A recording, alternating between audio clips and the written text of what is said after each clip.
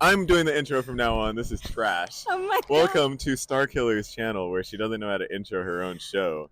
I'm Troy Flip 101. This is Sarah Starkiller, and we're here to review or do our out of theater experience review for. I forgot what movie we're in. Wolf Man. Oh my fucking god! We gotta redo this. Okay, all right, my turn again. You know, I wasn't upset about Hey. how the intro went. I was upset that we're doing a review for Wolfman. God damn it! All right, fine. That's just the intro then. What a fucking waste of time. All right, let me. This review will be, and also that movie was. Okay. Holy shit! I'm gonna just ask random people if they've seen that movie too. No, you guys seen the- Wolfman? I want to see it. Oh my god! Don't see it, bro. Don't see it. No, you should see it. You should absolutely see I it. watched like 10 wolf movies the other day. Which ones? No, bro. It was trash. American Werewolf in Paris. We watched. Did you What watch did we watch? In London? In London's the best Oh, one. that one's good. Yeah, The that old was school the one. best Yeah, one, that was good. Wow. I made you watch hella wolf movies, bro. See, so if you think that movie was good, don't watch this one, bro. I No, promise you. I think. Have you seen The Invisible Man? I love The new one that I like came out in like 2019? I like that one. Okay. I like that one too. Yeah. I loved that I one. think- That one, it was good. It was I think creepy. You'll like this one. It's the same director, Lee Wano, so I think you'll like this one. I'm just saying. I heavily disagree, and I hope you like it. Hey, guys. Thank See you. For sure. Thank you for your time. Okay, well, Anyways, I didn't successfully. Yeah, that was. You're just giving like full spoilers. This movie's not even out yet. It came out today. No, well, yeah, but they haven't even seen it. You haven't given people a chance to go see it yet, and you're already like. I don't care. Okay. The movie was trash. If you watch this movie, you probably like ass. All right, so Wolfman is it's a new, like, it's a retelling of obviously a very classic story, and I personally think that it's a really cool new way to tell this story. Again, it's directed and written by Lee Wano, who did The Invisible Man, which again he does really good at modernizing these very classic Universal monster films that you can't really do it the same way as you did back then. You know, it's not going to hit the same. If you try to do it like that, then you'll have like Nosferatu, where you didn't enjoy that either, you know? That was a personal thing. I think a lot of people really loved that movie, and a lot of people would love that movie. Yeah. But I'm just personally not all about the sexuality of movies like that. But yeah, like for Someone's got push to start on their key. Wow. but okay, so like when okay, right off the bat, I will say I did enjoy Wolfman. I like the new way that they're going about it. My biggest qualm with it is that the pacing is a little off. It did kind of drag for me, and also the casting, but not all of the casting. The only casting choice I personally didn't like was the wife, who is like, I think, Julia something. I think she looked way too young, but I will say that the main guy who plays Wolfman, Christopher Abbott, I think he did absolutely so good He in did this. so good. He did amazing, because not only does he have to carry his role as a father, and he does that so well. Like, they do everything that you can to love the dad, and then put him through absolutely everything Like the bad worst. that he could go through. Yes. On top of his wife turning on him. Like, I don't know. He was so good, and you know he's so good, that even through his affliction, he would have been able to still be there for them. Yeah, he would have Idiots. been like, I mean, And even she knew. Never mind. um, I'll just wait until you ask me a question, and I'll answer it. no, I mean, you say what you need to say, but yeah, go. It was just it was frustrating, man. Like, I really wanted to like the movie. I went in thinking, okay, this movie's gonna be sad, because anytime you have a loved one or something and you're losing them to something, whether that be an illness or whatever, like, you know, especially in a Wolfman scenario, it's like you still have the person there, but they're going through this thing where they don't really know who you are anymore. So you're losing them, like, emotionally and mentally. But I'm already like, okay, that's gonna happen. That's gonna suck. The kid's gonna be scared of her dad, like, blah blah blah. But there were so many options and opportunities for there to be like this stronger than affliction type love, or we have this bond that nothing can break, or whatever. And like, it was just teasing around that the whole time, like, oh, we're gonna go back and find his father, who is, spoiler alert, whatever, was, he lost him at a young age because of this disease that turned him to Wolfman. And then they come back like all these years later. His neighbor kid that he knew was still there, so there's opportunity there. Like it could have gone away where it's like, oh my, even my dad remembered me or something. He ended up getting killed off really fast, and then it's just like it was just such a doom and gloom movie. Like it wasn't. There's nothing fun about it, and it wasn't horror either because all the jump scares were not jump scares. Every jump scare you know was coming. And there's jump scares where you're like, oh fuck, that one caught me off guard. You know, it's a little bit off tempo. Like that's how you shoot a good horror movie. This felt rushed in my opinion, and I'm not gonna say that my opinion is the end all be all, but like I will say it felt rushed. It felt like they had to just do what a basic script would do. I feel like if you just got out of college and you're trying out writing for a script, this is what you would make. Okay. It's so interesting because I feel like it did it really well, where it held the tension really well. And I will say, even though I mentioned that the pacing was a little off, it gets a little off like in the maybe like the second act, closer to the third act. Um, but it starts off like the action of it and the horror of it starts off pretty quickly. And I think it does a really good job of doing that, where it sets up the family dynamic. I will say, did not feel anything for the mother wife, nothing there, but the father daughter aspect of it was done really really well, and I felt for them the whole time. And I think the true horror of it all was the dread and the tension of watching this father who loves his daughter so much, like just being overtaken by something that he can't help. And while I do think like it would have been cute to have that, oh yeah, love is going to get us through this, like that's also, it would add such a fantastical element to it, where it's like, all right, well that's not super realistic, like if something horrible has happened, not every time is it going to be like, yeah, this is going to work out for everybody. And unfortunately there are going to be those ends where, But it wasn't like a surprise though. There was no it was just like, hey, this is what would happen, so here's what happened. well, yeah, like, I mean, but how would you have changed it, I guess? Like, there were so many different options that were not necessarily even do you have to change what happened, but you could change how it happened, the timing that it happened. Like the fact that like she put her hand on his forehead, like, oh, what am I thinking, or whatever the fuck. Like that could have happened at such a better time than that. It was all just so cliche and like just, oh, this would happen here. Like I said, it was a cookie cutter thing that I was like, there's no actual human creativity in this. It's just like, this is what would happen. And everyone who thinks that way seemed to really enjoy the movie. It was just like, oh, like, yeah, that would happen now. Like, everyone's like, the girl behind us was like, oh, she's gonna put his hand on his forehead. Oh my god. That he like, did. Shut the fuck up, dude. Like, that shit was such bullshit. I don't know. I mean, I don't feel that passionately about it. Sometimes, yeah, horror movies or any movies, like I feel like there is room for ones that are truly innovative and crazy and like turn film on its head.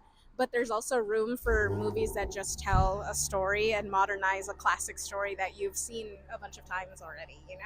So Maybe, I mean, I don't think I'd seen Wolfman, like an older version of it. I mean, there's a bunch of different ones. There's the original The Wolfman from like the 30s. Then there's also The Wolfman that came out in the early 2000s with Benicio del Toro and Anthony Hopkins, which is also really good. That one sounds like it would be really I like good. that one a lot too. And then there's also like the ones that those guys are talking about, the American Werewolf in London, should watch Paris. The Benicio del Toro Okay, one. we'll watch it and then we'll do like an at-home review I would of that, love because to, that one is really good too, and that one got like no love whatsoever. I will say this movie was originally, Ryan Gosling was originally attached to be the Wolfman in it, but then he just, I don't know, he just kind of like dropped out, but he ended up producing it. So Interesting. He still Okay. has some attachment to the movie, but Interesting. didn't star in it. Okay. But I will say Christopher Abbott was the best part of it. Those are our 2 newest subscribers. Yeah, right. Okay. But yeah, okay. I mean, cool. I like the suspense of it. I like watching the like.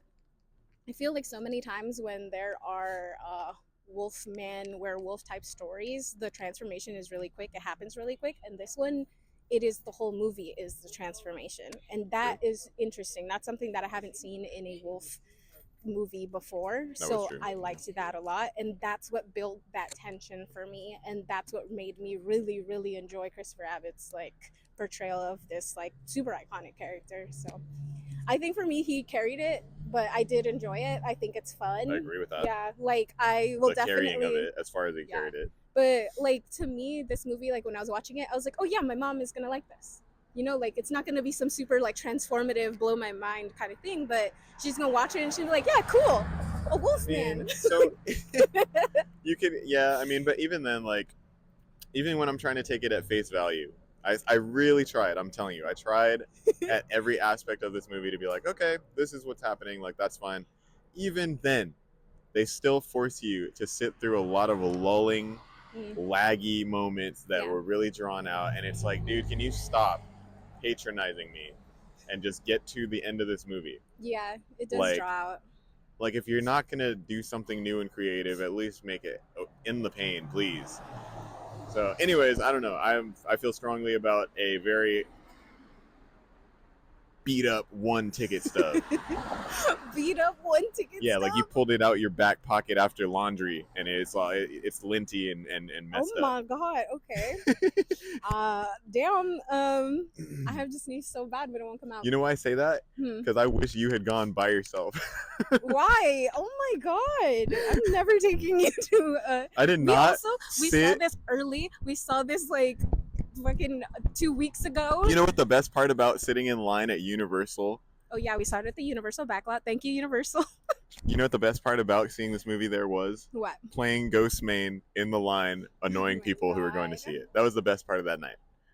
All right, well, I'll make sure to remember that. Oh my god! A24, Blumhouse, what are you doing, bro? Yeah. Well, who are you letting? Here's the thing with Blumhouse that's crazy is Bumhouse. Is that they're doing a lot of very much so like, you know, the last movie that we saw of theirs was Speak No Evil. The one was with James McAvoy, remember? Yes. Where they go to that thing. So I like that a lot more. I love that movie. Yeah. But I think like Blumhouse is doing this thing where they're really trying to cater to younger audiences, which is why they did like Night Swim, Imaginary, like all those kind of movies earlier in last year. Well, the end of the year was like, and beginning of this year, I guess, was like they're gonna try to bring it back to adults or horror kind of again.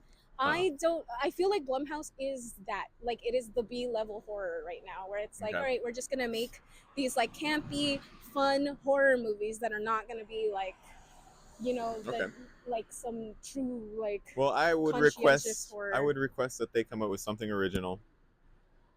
Yeah, I mean, you know, there's opportunities out there. There's a whole new world of opportunities and situations that are happening. Like, I mean, not to be insensitive, but take something realistic that could actually happen. Like, I don't know. A Wolfman can happen.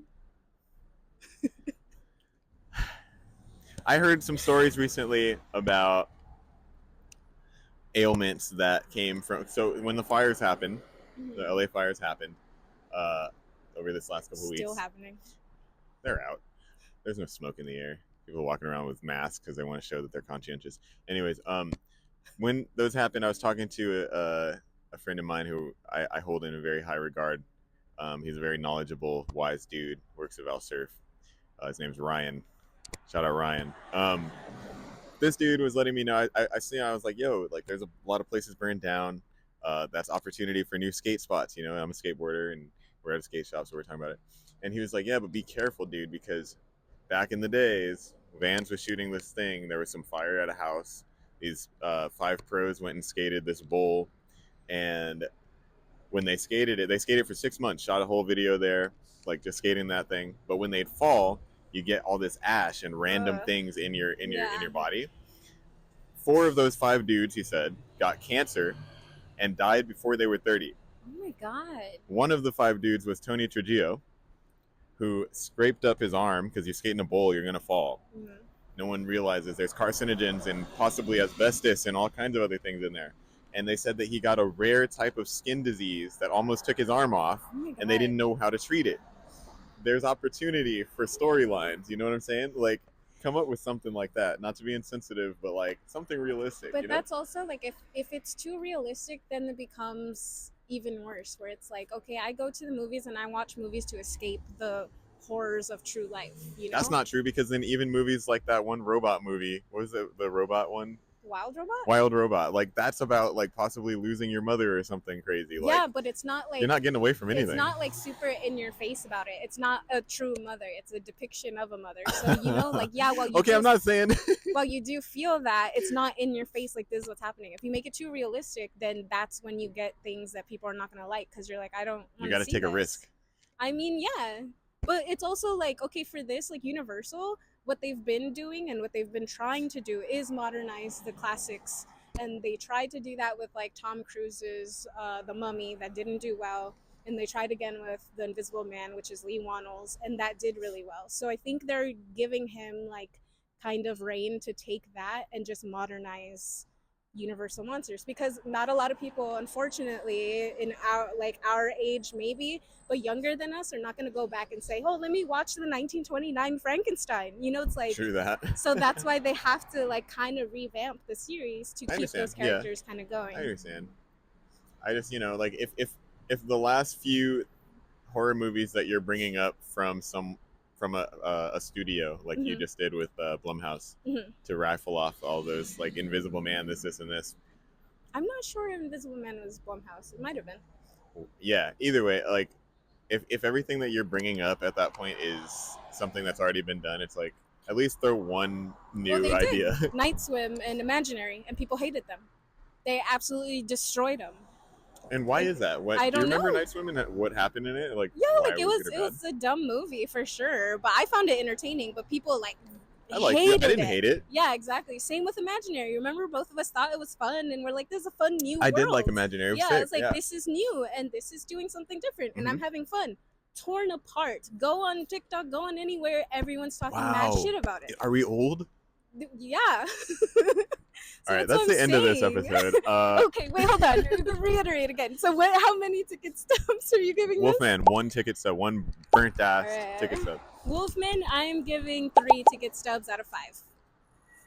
Cool. Fair. Thank you guys for watching, whoever did. Yeah, whoever made the end of this video. Yeah, shout out to our 2 homies right here.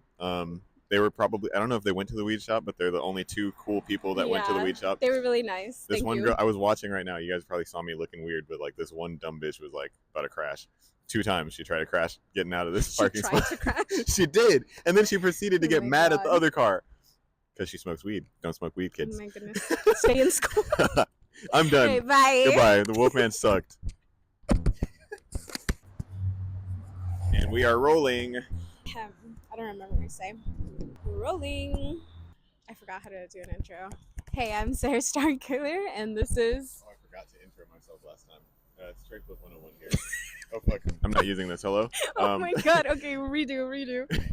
I think it's about a family. Is there a lot of deaths or no? Honestly? Nah, there's not. There's The, not a lot the of deaths... to me is kind of boring. Right. But, The deaths that there are is like, they're fine. Yeah. It's fine. There's but not a lot, but there's a good tension, I would say. Okay. Yeah. It's just hopeless. Like, it's pointless. gosh. Because, no, like, for real. Yeah, you should see You should see it. You should see it. I mean, for the film's sake, but like, I'm not a fan at all. We saw it like 2 weeks ago before it like, and no. From 10, I would give it a 7.5. Oh, wow. 2. 2? Oh, that is still. Dude, I tried really hard. Like I will say I'm a huge horror fan. If that changes horror. your. I like horror. I love horror. What's that one movie? Never mind. But no, this movie, it's not even horror. It's just silly. The casting is bad. Oh my gosh. Okay, no, you agreed with me on that. The casting is bad. Not all the casting. They like halfway are like, oh, she understands what the situation is. It's all about the kid and blah blah blah. But then like halfway through the movie again, she's like forgets that she just understood what the situation was, and then turns against the dude. And it's like, and everybody's like, oh, never mind. I can't even. Yeah, you should watch it for sure. You should watch it. You should watch it. All right, for sure. Yeah, this is for her channel. Starkiller.